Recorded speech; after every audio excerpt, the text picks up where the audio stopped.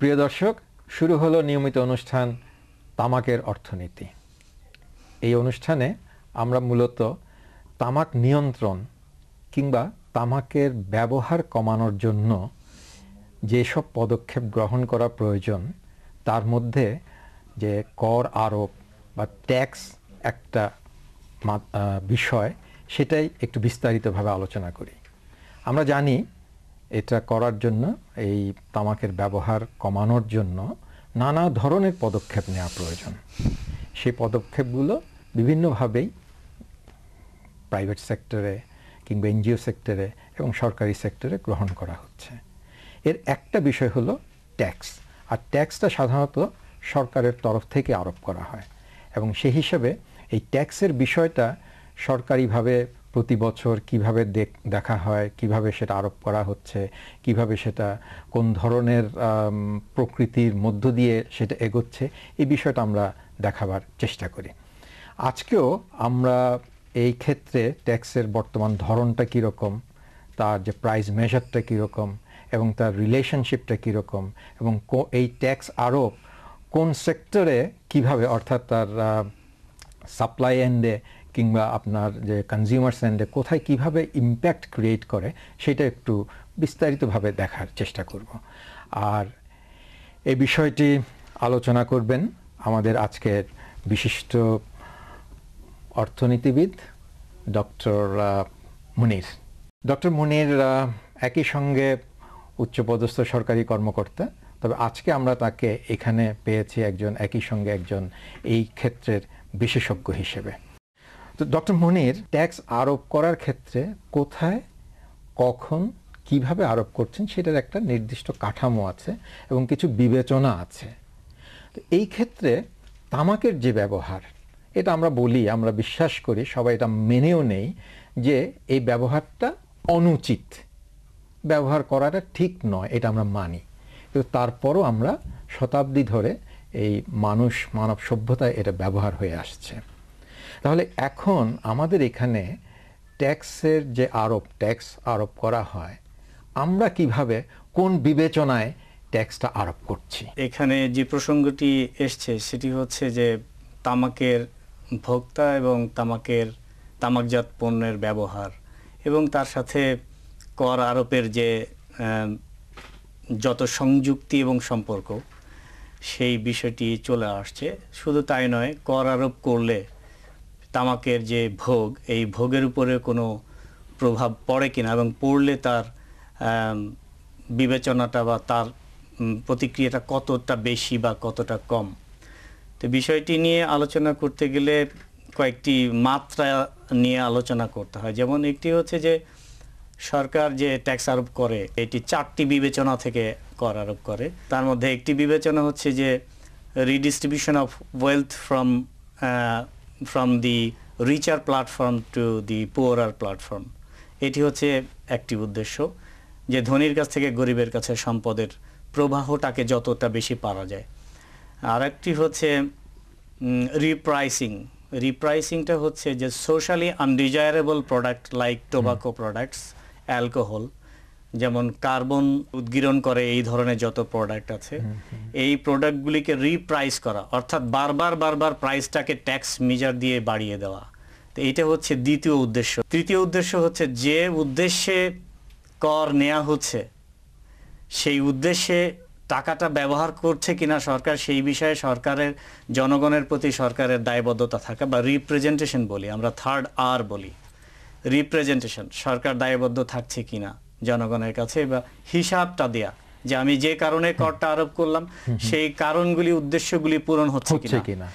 একইভাবে রিপ্রেজেন্টেশনের আরেকটি অর্থ আছে যে জনগণকেও সরকারের কাছে দায়বদ্ধ রাখা, যে তুমি তোমার করটি সময় মতো যথাযথ পরিমাণে যথাযথ জায়গায় দিয়েছ কিনা। চতুর্থ উদ্দেশ্য জনগণের উন্নয়নের জন্য রেভিনিউ, 4th R, রেভিনিউ সংগ্রহ করা, রাজস্ব সংগ্রহ করে সেটাকে আবার জনকল্যাণে ব্যয় করে দেওয়া। সো রেভিনিউ এবং redistribution of wealth, this 2 dimension are interrelated. আপনি রেভিনিউ পেলেই কিন্তু ওয়েলথ রিডিস্ট্রিবিউশন হচ্ছে in the form of physical and social infrastructure that government erect for the development of the country and as well as the people of the country. এটি হচ্ছে করের উদ্দেশ্য। তার মধ্যে টোবাকো কর চলে এসছে, রিপ্রাইসিং এর মাধ্যমে টোবাকো প্রোডাক্টের উপরে আমরা কর আরোপ করি।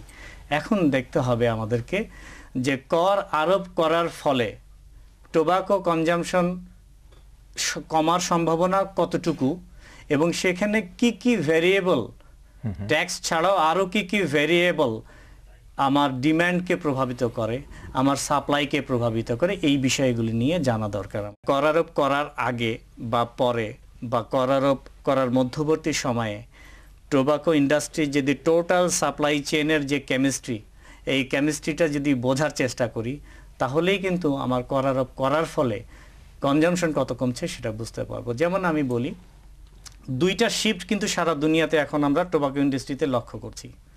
একটি শিফট হচ্ছে যে ইন্টারন্যাশনাল ট্রেড সাইকেলের মূল ধারণাটাই হচ্ছে যে কোনো নতুন প্রযুক্তি প্রথমে ডেভেলপড কান্ট্রিগুলোতে উদ্ভাবিত হয়, সেখানে সে ফর 50 ইয়ার সেই প্রযুক্তি চলে বা সেই বিপ্লবটা চলে, তারপর আস্তে আস্তে যখন স্যাচুরেটেড হয়ে যায় মার্কেট, তখন সেই পুরনো প্রযুক্তি কিন্তু নো হাউ হতে পারে, টোবাকো কনজামশন এবং হ্যাবিটও হতে পারে, সেটা চলে আসে ডেভেলপিং কান্ট্রির দিকে। ওয়ার্ল্ড হেলথ অর্গানাইজেশনের স্ট্যাটিস্টিক্স মোতাবেক এখন কিন্তু টোবাকো কনজামশনের শিফট করছে ফ্রম নর্থ টু সাউথ। যেমন গত 10 বছরে নর্থে কনজামশন কমেছে, নেগেটিভ গ্রোথ হয়েছে 1.7 পার্সেন্টেজ পয়েন্ট, কিন্তু নর্থে 10% নেগেটিভ গ্রোথ হয়েছে, আর সাউথে হচ্ছে 1.7% পজিটিভ গ্রোথ হয়েছে। নর্থে প্রায় 2 মিলিয়ন টন টোবাকো প্রোডাক্ট কমে গিয়েছে ব্যবহার, আর আমাদের এই দিকে 5.09 মিলিয়ন টন কনজামশন বেড়েছে। 2 নম্বর শিফট হচ্ছে আরও বেশি আমাদের সতর্ক করে দেওয়ার মতো, সেটা হলো ডেভেলপিং কান্ট্রিতে উইমেন কনজামশন অ্যান্ড প্রিভ্যালেন্স রেটটা বেড়ে গেছে। যেমন ডেভেলপিং কান্ট্রি এবং ডেভেলপড কান্ট্রির স্ট্যান্ডার্ডটা আমি বলি, মেইনের ডেভেলপ কান্ট্রিতে পুরুষেরা 35% ব্যবহার করে টোবাকো প্রোডাক্ট, ডেভেলপিং কান্ট্রিতে 52% পুরুষেরা ব্যবহার করছে। আবার ডেভেলপ কান্ট্রিতে মহিলাদের মধ্যে প্রিভ্যালেন্স রেট হচ্ছে 22%, ওয়াইল ডেভেলপিং কান্ট্রিতে 9%। কিন্তু বাংলাদেশে মহিলাদের যে প্রিভ্যালেন্স রেট, এটা হচ্ছে, আমি ওয়ার্ল্ড হেলথ অর্গানাইজেশনের স্ট্যাটিস্টিক্স দেখেই বলি, it is about 22% or more, even more. প্রিয় দর্শক, আমরা এখন একটা প্রতিবেদন দেখব। প্রতিবেদন দেখার পরে আবার ফিরে আসব তামাকের অর্থনীতি অনুষ্ঠানে। মানবদেহে তামাক বিষের প্রতিক্রিয়া অত্যন্ত ভয়ঙ্কর।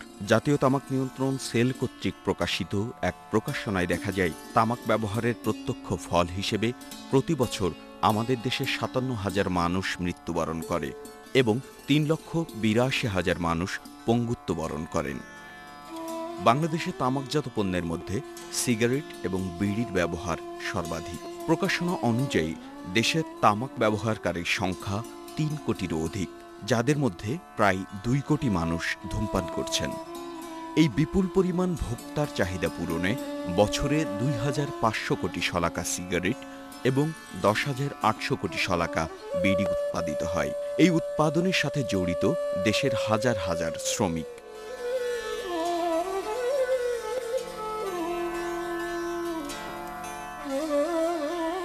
প্রতিদিন 4,000 বিড়ি বানাই, 16 টাকা দেয়। যে পরিমাণ কষ্ট করে সে পরিমাণ তো টাকা দেয় না। মোর তো 6 জন, তা 3 জনে কাজ করি। আইসে 120, আইসে 130, আইসে 1000 বাদলে ধান 4 টাকা করে প্রত্যেক দিন আসে। কেউ 4 টাকা করলো, কেউ 8 টাকা করলো প্রত্যেক দিন, কেউ ধরেন 15 টাকা 12 টাকা এরকম। সারাদিন কাজ করে 8 টাকা পায়, আমাদের কিছুই হয় না। বাসা বাড়ির ছোট বাচ্চাদের কাজ করায়, তাদেরকে হলো লেখাপড়া থেকে বঞ্চিত করা হয়। এই অল্প পয়সার মাধ্যমে তাকে মা বাপ তাদেরকে পাঠাতে বাধ্যগত। উপার্জনের আর কোনো পথ না থাকায় একমাত্র সহজলভ্য এই কাজটিকেই জীবন বাঁচাবার একমাত্র অবলম্বন হিসেবে বেছে নিয়েছেন এই সব হতভাগ্য মানুষগুলো, আর প্রতিনিয়ত তিল তিল করে এগিয়ে চলেছেন মৃত্যুর দুয়ার পানে। এই পরিবেশে কাজ করতে আমাদের কষ্ট হয়, শ্বাস নিঃশ্বাস হয়ে এইসব গদ্দাগুলো যায় ভিতরে, মানুষের অসুখ বিসুখে হতে পারে, এটা কোনো ই নাই। এখন গরিব মানুষ হিসাবে ধরেন করতেছি। এখানে 110 টাকা, অন্য কাজে কোনো সুযোগ নাই। আমরা দিন হাজিরি কাজ করি, চলে যাই। 110 টাকা কাজ আমাদের হয় না। তাও আমরা ভালো কাজ পালি, এই ক্ষতিকর কাজ আর করব না। এবারের বাজেটে তামাকের ব্যবহার নিয়ন্ত্রণে ঘোষিত পদক্ষেপ সমূহের মাধ্যমে তামাক পণ্যের মূল্য বৃদ্ধিতে সরকারের সদিচ্ছার কথা বেশি স্পষ্টভাবেই প্রকাশ পেয়েছে। তবে বাজেটে বিড়ির উপর আরোপিত শুল্ক পরবর্তীতে প্রত্যাহার করা হয়। তামাক পণ্যের মূল্য উল্লেখযোগ্য হারে বৃদ্ধির জন্য বাজেটে ঘোষিত পদক্ষেপগুলি আরও স্বচ্ছ এবং শক্তিশালী হওয়া দরকার। তামাক এমন একটি ক্ষতিকর জিনিস যেটা আমি যদি বলি বিড়ি, সিগারেট, অন্যান্য তামাকজাত যেসব দ্রব্যগুলো আছে সেটা ব্যবহারের কারণে জনস্বাস্থ্যের যে প্রচণ্ড ক্ষতি হচ্ছে সেটার ব্যাপারে আমাদের সরকারিভাবে দায় দায়িত্ব নেওয়া অবশ্যই দরকার এখন। কারণ এই অভ্যাস থেকে ফিরিয়ে আনতে হলে কার্যকর পদ্ধতি হচ্ছে, যেটা আমি মনে করি, এটার দাম এবং মূল্য এমন হওয়া উচিত যেটা মানুষের ক্রয় ক্ষমতার আওতায় না থাকে। আর এটার একমাত্র, আমি মনে করি এটার একমাত্র পদ্ধতি হচ্ছে এটার উপরে অধিকতর বা অধিকভাবে ট্যাক্স যদি আরোপ করা হয়, অবশ্যইভাবে তার ক্রয় ক্ষমতার বাইরে যখন যাবে সে সেটা থেকে বিরত থাকবে। ট্যাক্স বৃদ্ধির পাশাপাশি আমি আরেকটি আমার যেটা মনে হয়, বিড়ি যেগুলো ফ্যাক্টরি আছে সেসব জায়গায় শিশু শ্রমিক আছে প্রচুর, যেটা সারা বিশ্বে যেটা অনৈতিক একটি ব্যাপার। হয়তো আমাদের অর্থনৈতিক অবস্থা দুর্বল বলে আমরা অনেকাংশে এটার জন্য অনেক বেশি প্রতিবাদী হয়ে যাই। কারণ আমি বারবারই বলছি, নতুন প্রজন্মকে সুস্থ হতে হলে সবারই দায়িত্ব নেওয়া উচিত এইসব ইন্ডাস্ট্রিগুলোকে অন্য ইন্ডাস্ট্রিতে রূপান্তর করা যায় কিনা, বা যাতে যাদের মানে রুটি রুজির ব্যাপারটাও যাতে ঠিক থাকে সেটাকে অন্যদিকে ডাইভার্ট করে অন্যরকম ইন্ডাস্ট্রিয়াল খাতে তাদেরকে আরও বেশি উদ্বুদ্ধ করা যায় কিনা, সরকারিভাবে পরিকল্পনা করে তাদেরকে দরকার হলে সরকারিভাবে কোনো আর্থিক সুবিধা দিয়ে ইন্ডাস্ট্রিয়াল খাতে তাদেরকে অন্য ইন্ডাস্ট্রিয়াল খাতে তাদেরকে মোটিভেট করা যায় কিনা বা ইন্সপায়ার্ড করা যায় কিনা, সেটার জন্য আমি সরকারিভাবে যারা আছেন তাদেরকেও এই বিষয় নিয়ে চিন্তা করার জন্য অনুরোধ জানাবো। প্রিয় দর্শক, আমরা প্রতিবেদনটি দেখলাম। আমরা এখন একটা ছোট্ট ব্রেক নেব। বিরতির পরেই আবার ফিরে আসবো তামাকের অর্থনীতি অনুষ্ঠানে।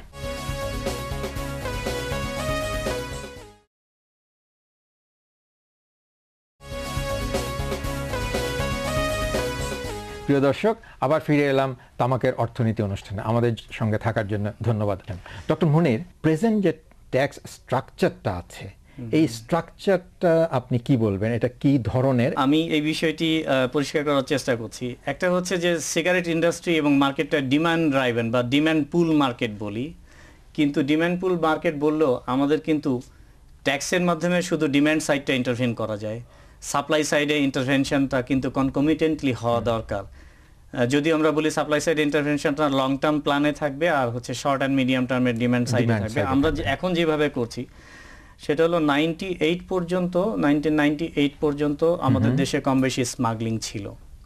98-এ কি হলো, বেনসন হেজেজ এবং 555 যখন নিয়ে আসলো বিএটিবি, তখন এইটা স্মাগলিংটা অলমোস্ট জিরো হয়ে গেল। এখনও সামান্য স্মাগলিং আছে, সেটা হচ্ছে আমাদের চট্টগ্রাম বা হিল ট্রাক্সের ওইদিকে বার্মা থেকে খুব মাইনর ব্র্যান্ড আসে এবং এটা ইনকনসিস্টেন্ট, এটা বেশি সাস্টেইন করে না, অল্প কিছু পরিমাণে। তো 98 থেকে কিন্তু সরকার এই প্রগ্রেসিভলি ট্যাক্স বাড়ানো, সম্পূরক শুল্ক আরোপ করে ট্যাক্সটা বাড়ানোর জন্য একটা সুযোগ পেল স্মাগলিং বন্ধ হওয়াতে। তো তখন থেকে বিভিন্ন হারে সম্পূরক শুল্ক আরোপ করে আসছি, তার আগেও ছিল, তো তখন থেকে বাড়ছে। বিশেষ করে এখন এই মুহূর্তের অবস্থা হচ্ছে সম্পূরক শুল্কের 4টি স্ল্যাব আছে, যেমন আমরা 4টি সেগমেন্টে ভাগ করি সিগারেট ইন্ডাস্ট্রিকে। একটি হচ্ছে লো ব্র্যান্ড সেগমেন্ট, একটি মিডিয়াম ব্র্যান্ড সেগমেন্ট, একটি হাই ব্র্যান্ড আর একটা প্রিমিয়াম ব্র্যান্ড সেগমেন্ট আমরা ধরি। তো লো ব্র্যান্ডে মূল্য 15% মূল্য সংযোজন কর প্রত্যেকটি ব্র্যান্ডে আছে, কিন্তু তার অতিরিক্ত লোয়ার ব্র্যান্ডে 32%, মিডিয়াম ব্র্যান্ডে 52% এবং হাই ব্র্যান্ডে 55% এবং প্রিমিয়াম ব্র্যান্ডে 57% সম্পূরক শুল্ক অতিরিক্ত হিসেবে আছে মূল্য সংযোজন কর।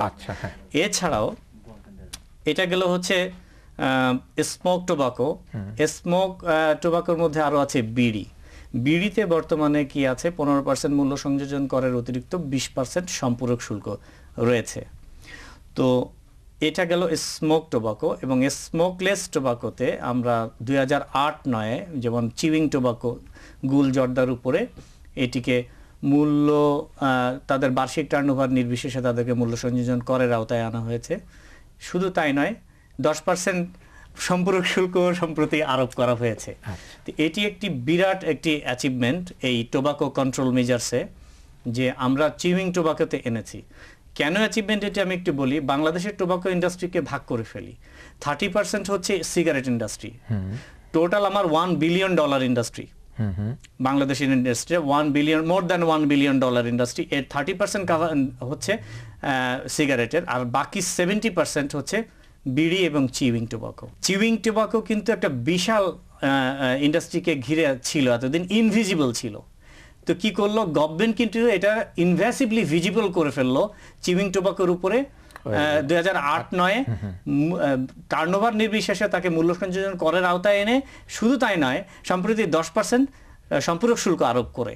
তার মানে এখানে একটা বিরাট ডিমান্ড সাইড ইন্টারভেনশন হলো যাতে কনজাম্পশনটা কমে যায়। বিড়ির ক্ষেত্রে যেটা হয়েছে 2004-এর আগে বিড়িতে ছিল প্রতি 1000 বিড়িতে 25 টাকা এক্সাইজ ডিউটি। 2004-এ গিয়ে গভর্নমেন্ট এই যে রিয়েলাইজেশন যে দীর্ঘমেয়াদী একটি প্রক্রিয়ায় আমার সময় এসছে অ্যাগ্রেসিভলি ইন্টারভেন করা ডিমান্ড সাইড, টোবাকোর ডিমান্ড সাইডে, 2004-এ এসে সরকার কি করলো যে এক্সাইজ ডিউটি থেকে 15% ভ্যাট মানে মূল্য সংযোজন করের আওতায় নিয়ে আসলো বিড়িকে। শুধু তাই নয়, 17.5% প্রথমে সম্পূরক শুল্ক, তারপরে আরো 20% উন্নীত করলো সম্পূরক শুল্ক। এখন কি হচ্ছে 2004 এবং এরপর থেকে 25 টাকা থেকে 48 টাকা ট্যাক্স দিতে হচ্ছে প্রতি 1000 বিড়িতে। কি হলো 100% ইনক্রিজ হলো। আমরা আরেকটা বিষয় দেখব, সেটা হচ্ছে যেমন ধরেন আপনার এই যে প্রিমিয়াম ব্র্যান্ড, হাই ব্র্যান্ড এবং বিড়ি বা লো ব্র্যান্ডের যারা ব্যবহার করে সেই ক্ষেত্রের ব্যবহারের সংখ্যা বেশি। তো সেই ক্ষেত্রে এই লো ব্র্যান্ডে এবং বিড়িতে ট্যাক্স কি আরো বাড়ানো সম্ভব কি না, এবং যাতে এদের রিচটা আরো কঠিন করা যায়। ওয়ার্ল্ড ওয়াইড আমাদের যত স্টাডি আমরা পাই সেখানে সবাই আমরা বলছি যে tax is being the most effective measures to control the production and as well as the consumption of the tobacco. কিন্তু কথাটা হচ্ছে যে হাউ মাচ।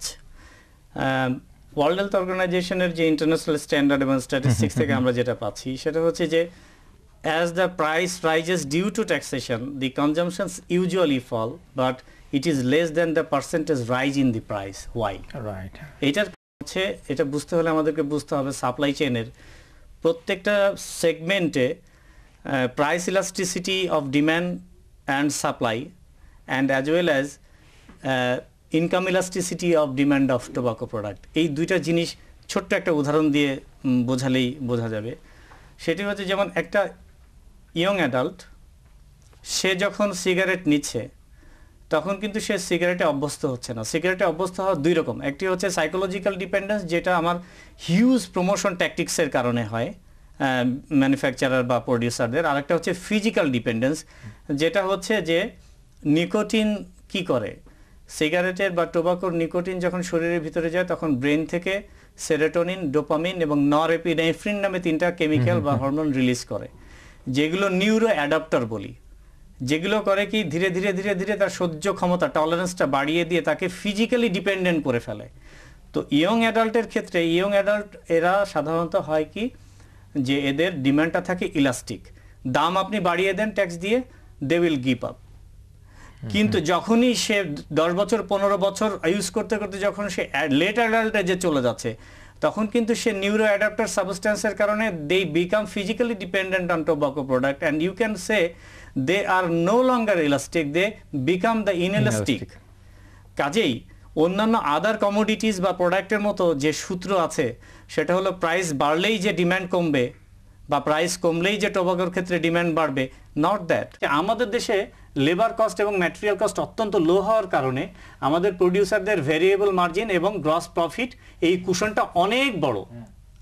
এখন যদি কোনো কনজিউমার ইলাস্টিক হোক বা না হোক, এটা আমি বলছি it is subject to further research, হোক বা না হোক, they can absorb a greater amount of indirect tax and as well as direct tax.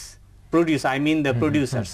এখন প্রডিউসার আপনি ট্যাক্স আরোপ করলেন এবং পয়েন্ট অফ সেলসে আপনি ট্যাক্স যদি কনজিউমারের কাছ থেকে না নিতে পারেন, আগেই যদি অ্যাডভান্স আমরা নিয়ে নিচ্ছি, তাহলে সেক্ষেত্রে কি হচ্ছে, সেক্ষেত্রে ও কি করছে, যেমন 1 টাকার উপরে 50 পয়সা যদি আমি ট্যাক্স আরোপ করি, প্রডিউসার সেক্ষেত্রে কি করবে, যদি কনজিউমার ইলাস্টিক হয় তাহলে 3টা অপশনে যে কোনো একটা বেছে নেবে।